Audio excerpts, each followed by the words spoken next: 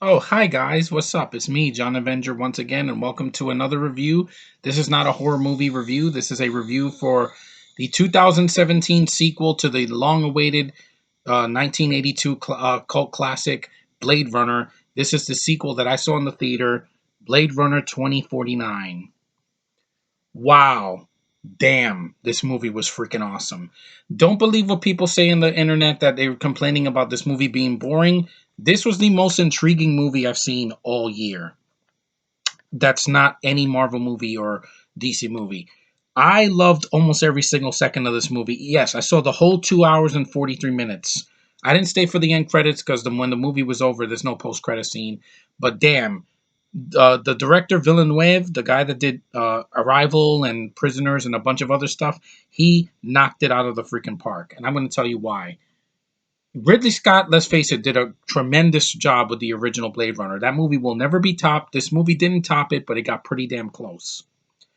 And I need to say this right now. Everybody that can hear me, this is not an action movie. Remember this.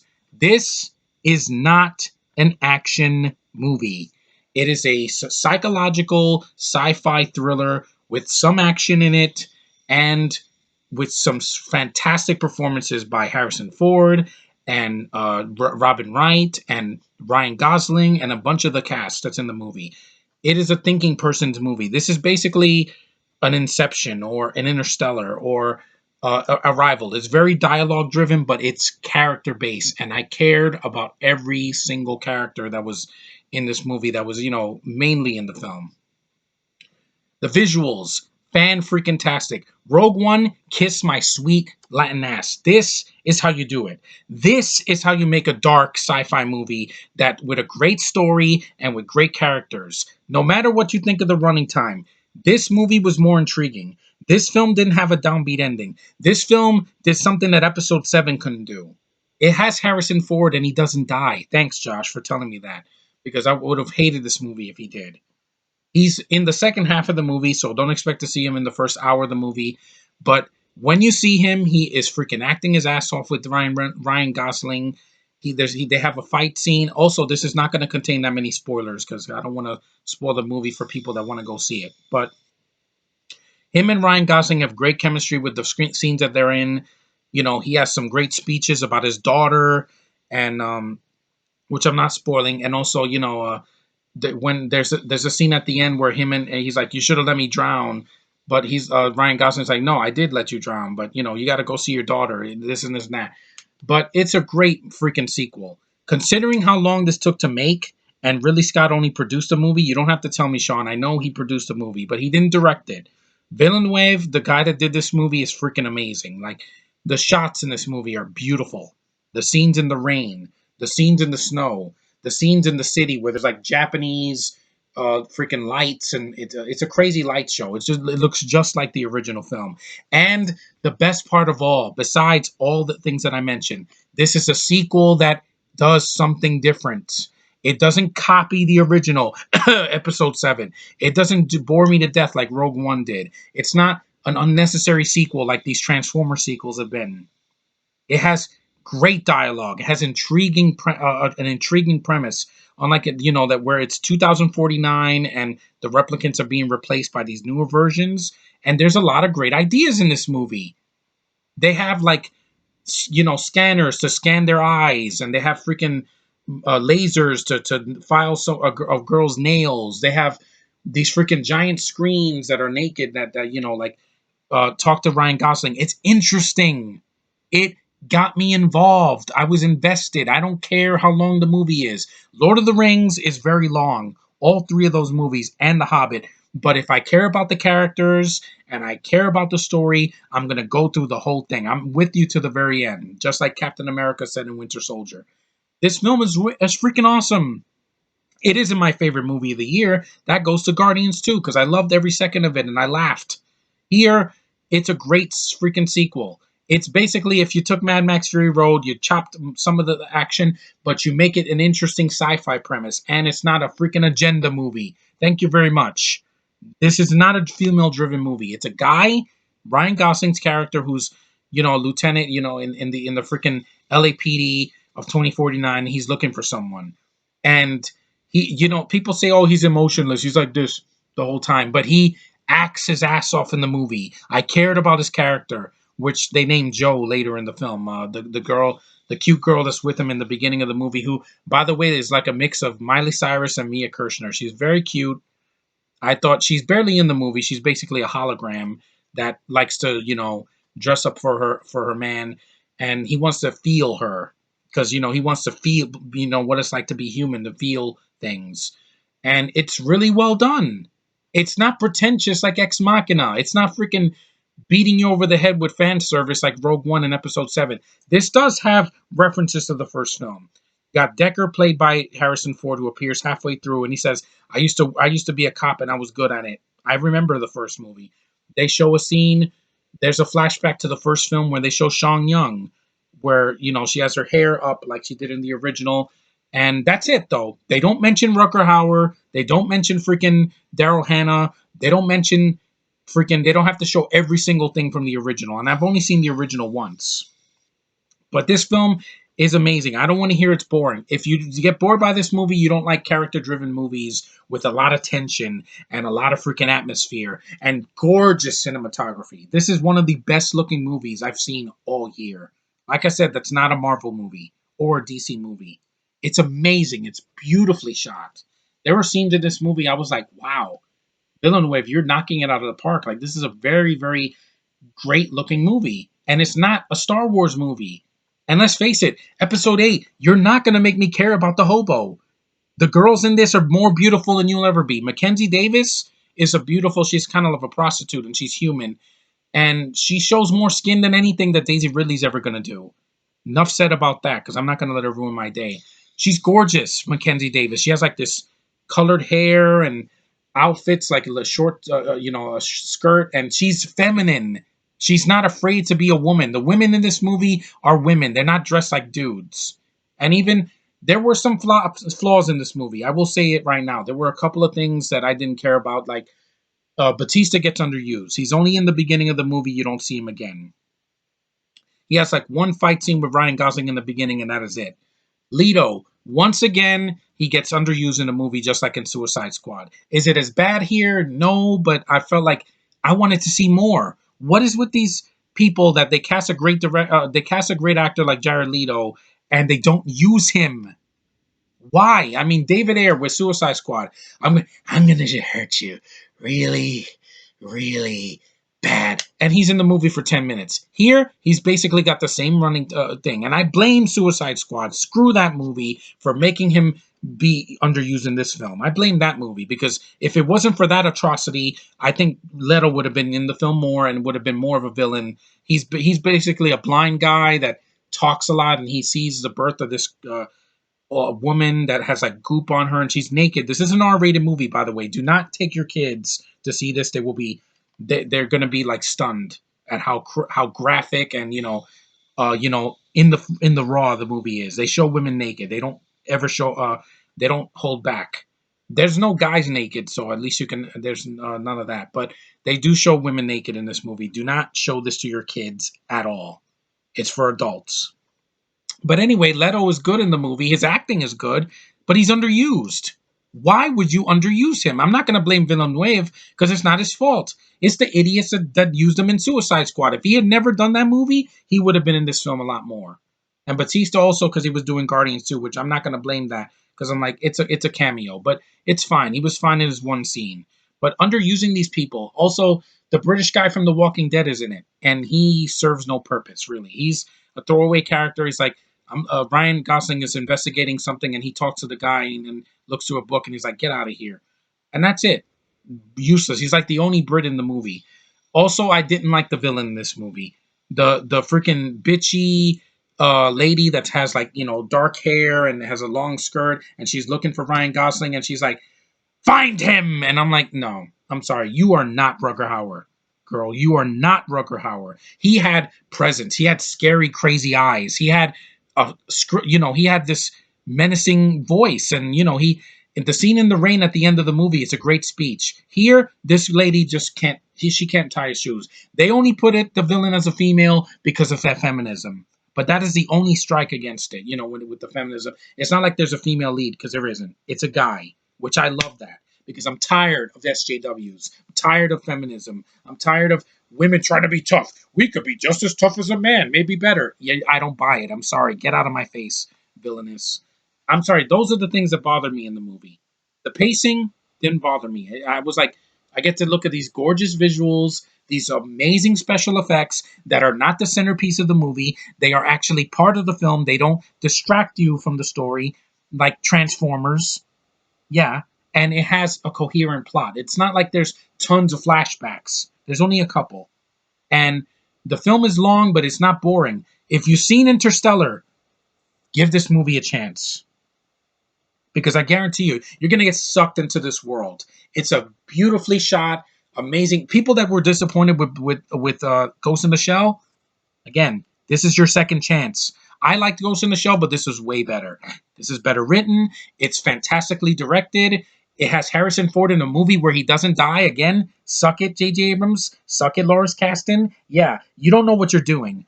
Villeneuve knows what he's doing. This guy doesn't just make beautifully shot movies. He also makes movies that are deep and emotional. Everybody cries in this movie. Like Harrison Ford cries and the girls cry, and I think even Ryan Gosling gets emotional in one scene. I'm like, yeah, because he gets messed up in this movie. He's not invincible. He's not a Gary Stu. He gets beat up a lot in the movie. But it's not like he's a weak character, because he fights with Batista. Harrison punches him in the face. The girl is like doing kung fu. I don't know where she learned that. And he gets his nose broken, and he gets messed up in the movie. He gets stabbed in the side. I'm like, the guy goes through more than Christian Bale did in the Dark Knight trilogy. So he's not invincible. He's human. He feels pain.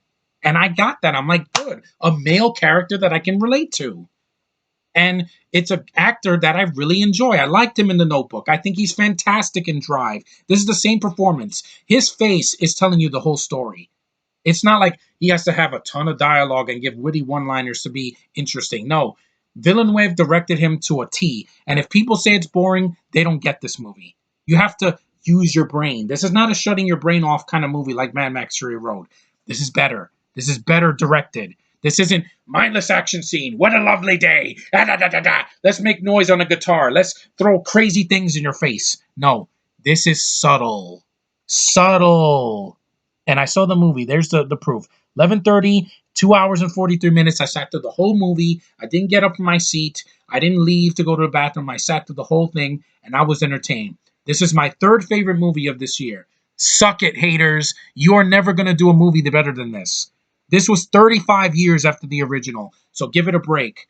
This is not some mindless sequel we didn't need, killing off characters we loved in the original and beating us over the head with fan service. That's what these freaking new movies are doing. This didn't do that. And I can't wait to see how much money it makes this weekend, because it deserved it. I love this freaking movie. Was it better than Spider-Man Homecoming? No. I laughed more. Better villain. This villain kind of sucked compared to the first one. And Guardians 2, I thought Ego was better. I know my friend Sean hated his motivation that, oh, he killed his mother and he's evil. I knew that going in. With this girl, I was like, you're not intimidating. You're kind of like, I don't know. She's kind of sexy, to be honest with you. I was more turned on by the way she looked than, intimidated. I just wasn't. Sorry. It's like if Dakota Johnson was a villain. I'll be like, no, I'm attracted to you. I'm not threatened by you. Sorry. But in conclusion, this is a badass sequel. Don't go in expecting an action movie. This is not an action movie.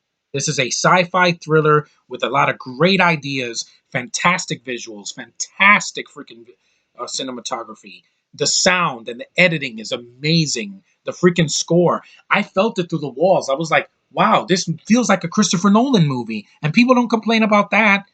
Oh, The Dark Knight. It's not that it's a long movie, but I love it because it's Batman. Yeah, but it's also very long because of the talking. But here, and yet this movie is getting crap. I'm like, it's amazing. See it for yourself. It is fantastic. Is it better than the original? No, that's hard. It's a hard act to follow a classic. Like Star Wars could never be remade the same way, because that was a movie of its time, and so was the original Blade Runner. But for this to come out almost 40 years later and it's good, oh my god! It's not a Jurassic World. It's not a Force Awakens. It's not a Rogue One. And that's great. And I'm not going to apologize. I loved it. Loved this freaking movie. I will get it along with the first one next year because it's worth it.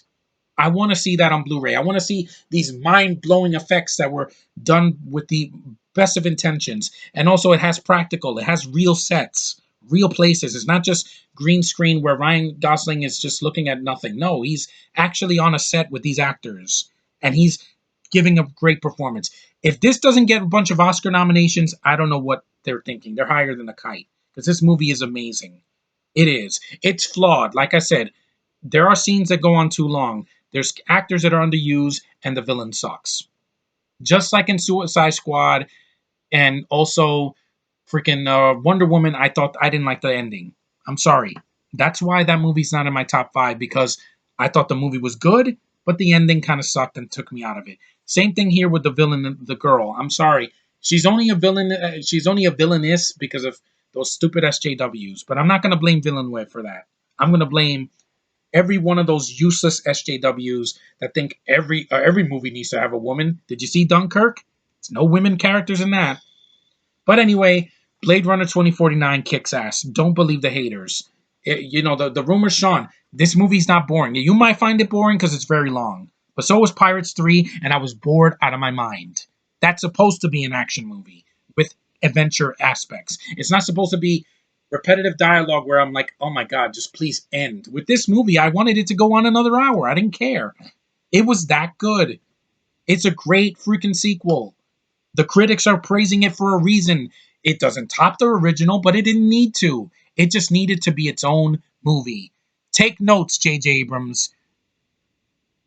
This is how you do it. Freaking Garrett Edwards, I enjoy the 2014 Godzilla, but anybody could have done a better job than you. And Rogue One sucked. This is Rogue One. This right freaking here. This is longer. It's better acted. It had characters I cared about. Every single one of them from that were in the film a lot. Robin Wright, Ryan Gosling, Harrison Ford in the second half of the movie. Even Leto with his two scenes that he's in, he's still good. His acting is good. I want to see more of him because he's an Oscar-winning actor. McConaughey wasn't underused in Interstellar. He wasn't. He was in most of the movie. But anyway, I really enjoyed Blade Runner 2049. I'm not going to apologize for it, guys. I'm sorry.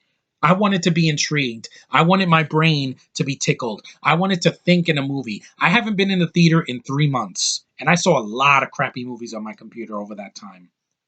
This kicks the crap out of most of the summer movies that came out that weren't Marvel. Yeah, or DC in the case of Wonder Woman. It was smart. It was a good looking movie. It had great performances. Yes, it's very long, but if you're invested, you can see a movie for 4 hours. It doesn't matter. Like case in point, those movies, Avengers and Avengers 2. Those aren't an hour and 20 minutes, but they're over 2 hours and I never feel it. Why? Because I'm invested. I'm not invested in Disney Wars anymore. I'm not.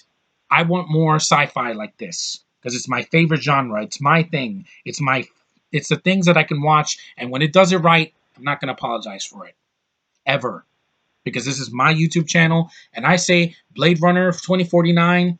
Congrats. You, you've made a powerful sequel to the original. It's worthy. It's a worthy sequel. Not better, but a worthy sequel. Case in point. But anyway, thanks, guys, for watching. See Blade Runner 2049. Don't see it for the 500th time. Don't see what else is coming out. Like Bad Mom Christmas is coming out in a month, or Geostorm, or Pacific Rim 2. Yeah, I saw the trailer. It sucked. Okay? Making a Transformers knockoff, no one wants to see that. Sorry, John Boyega. You failed. And before this movie started, they were showing the trailer again for episode 8. I walked out just like before. You're not going to fool me again, Lucasfilm. This is how you do it. Right here. Putting the running time aside, the story was interesting. And I was invested. I can never be invested in a bunch of Brits pretending to be something that they're not, that have no talent. Gosling is going to go far in his career. I'm surprised he hasn't gotten an Oscar yet. Because for La La Land and Drive, the guy deserves it for this one. I think his performance is stellar. It's not good. It's stellar. It's amazing. The look in his eyes, every emotion that he says. So even when he smiles at the end, the guy can act. The hobo can't. So I'm sorry. Her face, constipated face, isn't going to save your precious 2.5 hour fan service movie with poor Carrie Fisher in her final performance. That's the only emotion I would get out of that movie. This one, I was like, wow, damn, this movie's good. And it's not a Star Wars movie, yet it worked. And the box office will prove it next week. So thanks for watching. Take care. And Blade Runner 2049 is badass. Screw the haters that say it's boring. They don't have the taste that I do, which is a lot. Later.